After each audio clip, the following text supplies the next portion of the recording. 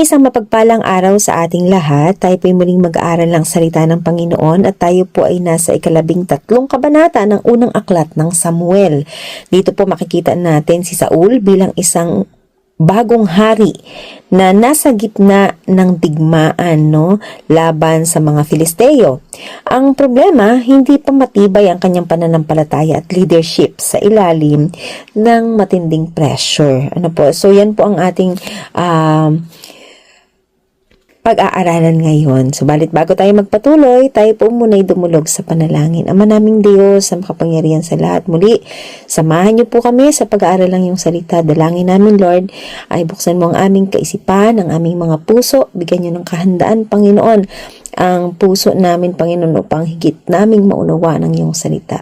Sa huli, kayo pa rin ang nais naming papurihan, Panginoon, sa Espiritu at katotohanan. Sa pangalan ni Jesus na aming Panginoon. Amen. Verse 1, 30 taon si Saul nang siya'y maging hari ng Israel. Siya'y naghari sa loob ng 2 taon. Pumili sa Saul ng 3,000 tauhan. Ang 2,000 ay isinama niya sa Mikmas at sa kaburulan ng Bethel. Ang 1,000 naman ay pinasama niya kay Jonathan sa Gibea, sakop ng Benjamin. Ang iba'y pinauwi niya sa kani-kanilang tolda. Nasakop na ni Jonathan ang kampo ng mga Filisteo sa Gibea at ito'y napabalita sa buong lupain ng mga Filisteo. Ipinabalita naman ni Saul sa buong Israel ang nangyari at tinawagan ang buong bayan na makidigma. Nang marinig ng mga Israelita na nasakop na ni Saul ang isang kampo ng mga Filisteo at malaman nilang napupuot sa kanila ang mga ito, nagkaisa silang sumama kay Saul sa Gilgal upang makipaglaban. Dito na natin po makikita na simula na yung tagumpay. Si Jonathan, siya yung anak ni Saul, ang umatake sa garrison ng Filisteo. Nagalit ang mga Filisteo, natural, kasi syempre naatake sila. So naghanda sila ng napakalaking hukbo.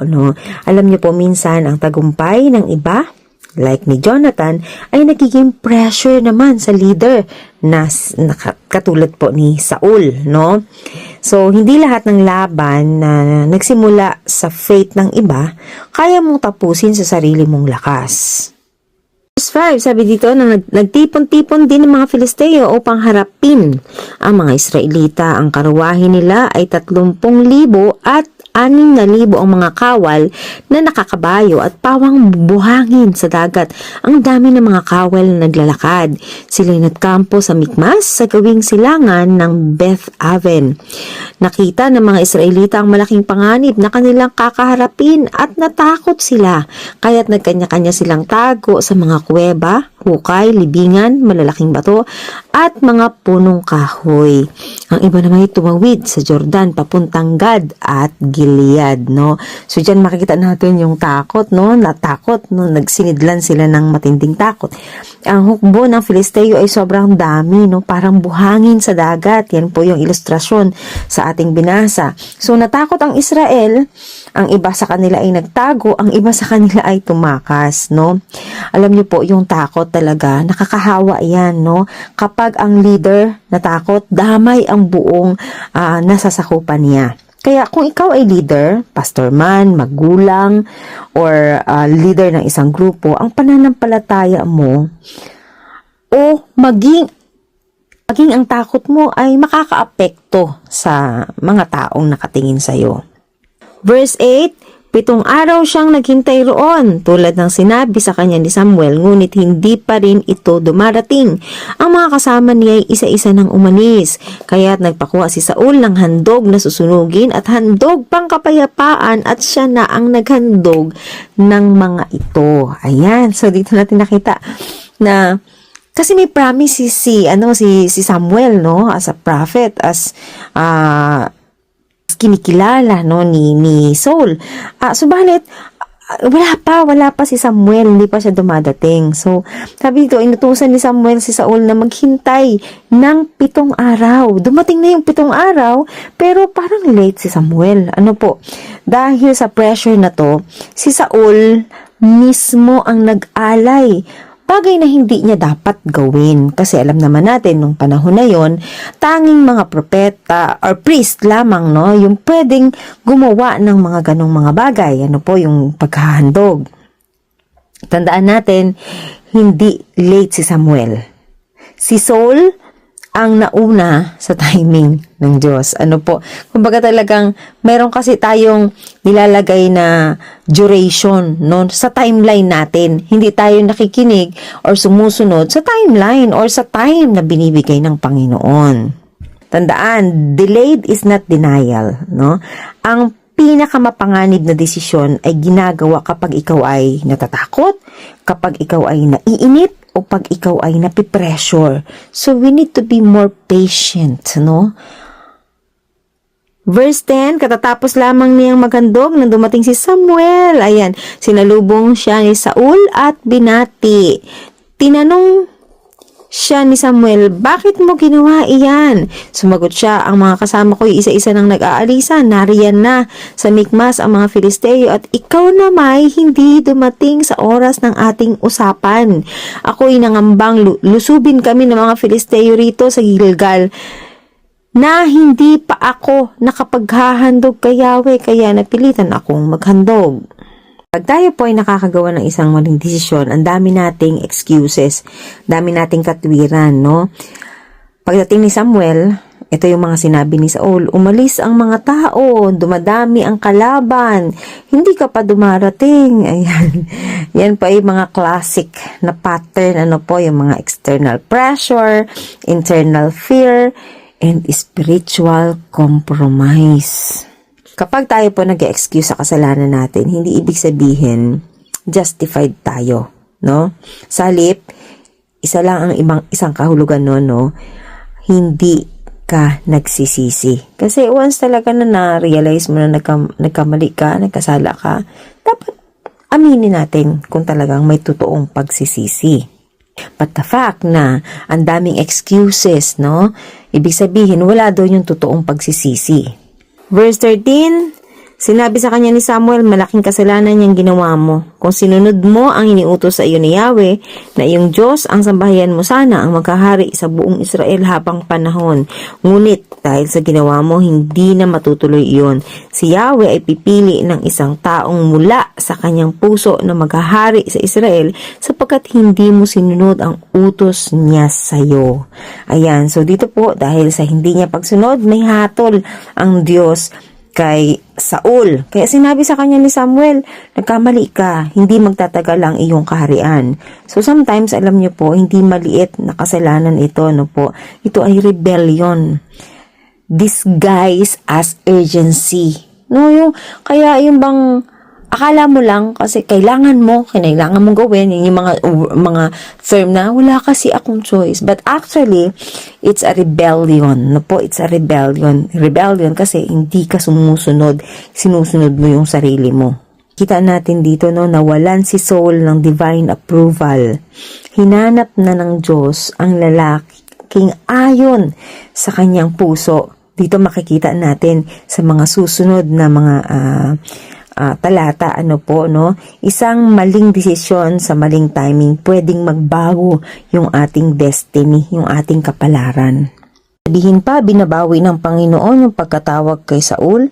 Well, no. Kasi kung mapapansin po natin, hindi naman talaga siya agad-agad nawala sa pagiging king, no? Pero nagbago, no, yung pabor na lagi niyang nararanasan sa Panginoon, and even si Lord, nag-grace na siya, napili na ni Lord yung pampalit sa kanya, pero hindi pa rin siya nawala bilang king. Yan ay nangyayari ba sa panahon natin ngayon? Yes, nangyayari. Hindi ka agad inaalis ng Panginoon, yung ministry nasa iyo pa rin, pero yung effectivity, yung effectiveness, yung pabor, at yung long-term impact nawawala. Pero yung pagkatawag nandyan pa din. Ano po? Kaya huwag tayong malito doon sa sitwasyon, pero dito pinakita sa buhay ni Saul, ano po, yung malaking pagbabago sa kanyang paghahari. Verse 15, makikita po natin dito, pagkasabi niya ay umalis si Samuel at nagpunta sa Gibeah sa lupain ng Benjamin. Tinipon ni Saul ang natira niyang mga tauhan at umabot sa 600. Sina Saul at Jonathan, pati ang kanilang mga tauhan ay nagkampo naman sa Gibeah ng Benjamin, samantalang nasa Mikmas pa rin ang mga Filisteo. Ang mga ito ay nagtatlong pangkat sa pagsalakay sa mga Israelita. Ang unay gumawi sa Ofra, sa lupain ng Suwal, ang ikalaway sa Beth-horon at ang pangatloy sa Kaburulan sa may hangganan ng kapatagan ng Zebuim at ng Kagubatan. Yan, makikita natin no, lumiit ang huko ni Saul, no? Naging 600 na lang sila. Samantalang ang kalaban naman, organized pa rin at malakas, no? Tandaan natin na kapag wala ang presensya ng Diyos, kahit marami kayo, parang kulang. Kapag wala ang blessing, kahit leader ka, parang powerless ka. Ano po, kaya sikapin talaga natin na sa ating gagawin, hindi tayo dapat didepende sa ating lakas, sa ating kaalaman, sa ating paningin, no? Kailangan talaga magiging mapagmatsyag, maging alert ang ating pakikinig, no? Kasi dapat lagi tayong naka-inline doon sa kalooban ng Panginoon. So, verse 19, noon ay wala ni isa mang panday sa buong Israel sapagkat ayaw ng mga Filisteo na makagawa ng mga tabak o sibat na ang mga Israelita. Kaya ang mga Israelita ay sa mga Filisteo pa nagpapahasa ng kanilang araro, asarol, palakol at karit. Mahal ang bayad nila sa pagpapahasa ng palakol o karit at mas mahal pa para sa araro o asarol. Kaya sina Saul at Jonathan lamang ang may tabak, isa man sa mga kasamahan nila ay walang dalang patalim. Samantala, binantayang mabuti ng mga Filisteo ang daanan papuntang Mikmas. Ayan po. So nakita natin dito walang sandatang Israel. Walang panday ang Israel, no? Walang panday sa Israel. Kailangan pa pumunta sila sa Filisteo para magpahasa ng kanilang mga kagamitan. Ayan. Makikita natin dito yung dependent sa kaaway, no? Doon sila nakabase, no? Nakabatay, no? Ito po ay isang spiritual weakness, no po. Kapag umaasa tayo sa mundo para sa spiritual strength natin, mawawalan tayo ng tunay na kapangyarihan, no? Kaya kailangan, dapat kay Lord lang tayo dapat aasa. Ayan, makikita rin natin na nakapwesto ang mga Filisteo, ready na ang digmaan, ano po, sapagkat ang tunay na laban, hindi lang physical, no? Kundi may mga spiritual readiness, spiritual battle din, kung saan kinakailangan din ng spiritual readiness, no? At kulang dito ang mga Israelita. Kaya sa kabanatang ito, makikita po natin yung aral, no? Waiting is also form of worship. No, ang paghihintay sa Diyos ay hindi kahinaan, ito ay pagsunod. Makikita rin natin yung pressure, nagre-reveal yan ng totoo nating pananampalataya. Hindi problema ang pressure.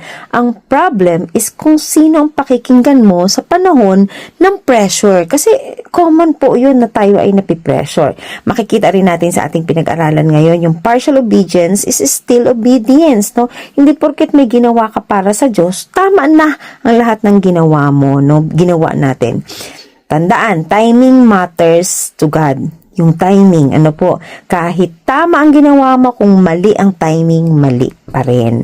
Parang si Saul ay isang pasahero na hindi makapaghintay sa pilot. Ano po, tumayo siya, pumasok siya sa cockpit at siya ang nagmaneho ng eroplano kahit hindi naman dapat, ano po, hindi niya yun dapat gagawin. Kaya anong nangyari? Disaster po yun. Hindi lang sa kanya, pati yung mga kasama niya. Matuto po tayong maghintay.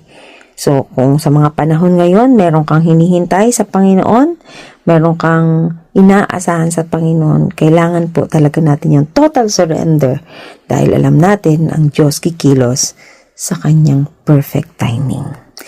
Nawa na pagpala tayo muli. God bless everyone and to God be all the glory.